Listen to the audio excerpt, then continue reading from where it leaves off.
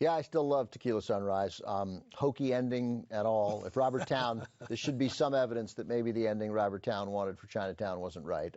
And obviously it wasn't. And Towne acknowledges that Polanski had the right ending for Chinatown. But as you mentioned before the movie, this was sort of Towne who wrote and directed Tequila Sunrise, you know, his revenge, right? He got the ending he wanted. I don't know if that's true or not. Maybe he'll let us know if he's watching this.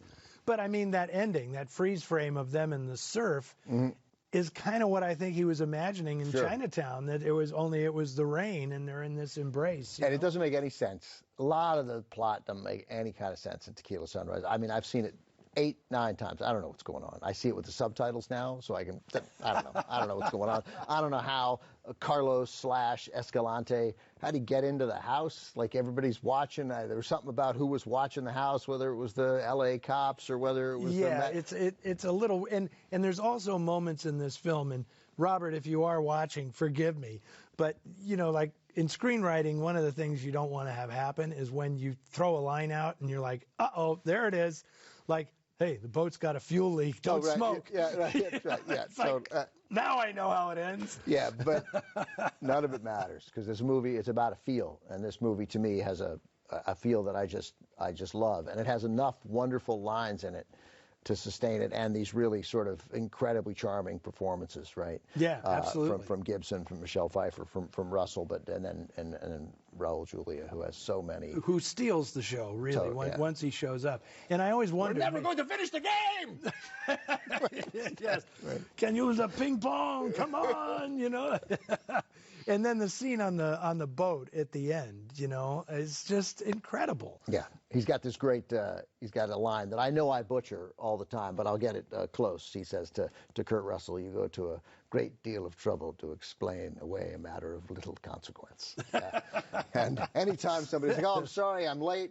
I got stuck in traffic on the 405, and then I got off at the wrong exit because I wasn't paying attention," and you're like, "Hey, man, you go to a great deal of trouble to explain away a matter of little consequence." Like, let's go. There you go. Yeah.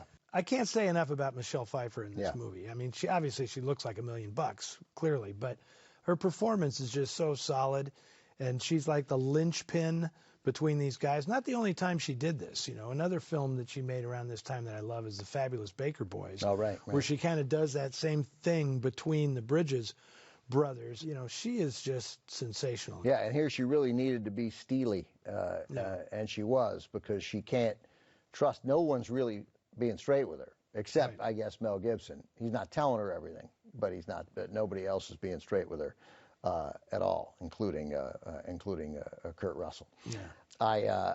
So many things I love about Tequila Sunrise. Mel Gibson's beach shirt.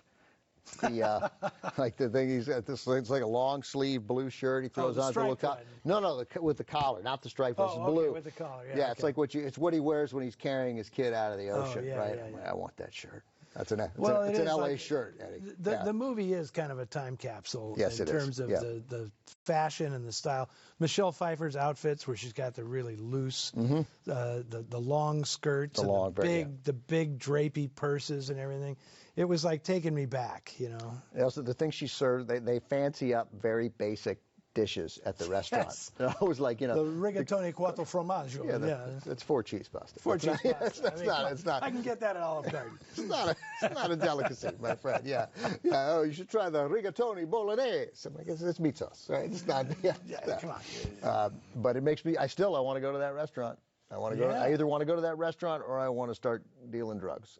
But one of the two. But I like that. I want that life. I like the end of this film. So did I. I like it too. Right? I don't care if it's schmaltzy. It's this movie demanded schmaltz, and it delivered. So that's the thing, right? If people write in and say, you know, how can you end a neo-noir series on a note like that? It's like, didn't you get enough pain and misery in the 15 films? There were like 13 of the 15 we showed. And dismally. Yeah, it's okay. It's okay that we ended 2 on an upbeat note. Yeah, there you go. So that's it. You've seen all 15 in this Neo-Noir series. We are out of here. It was a blast, Ben. Stick around for TCM Underground. And, of course, check out Ben on TCM. Check out me on Noir Alley. See you later.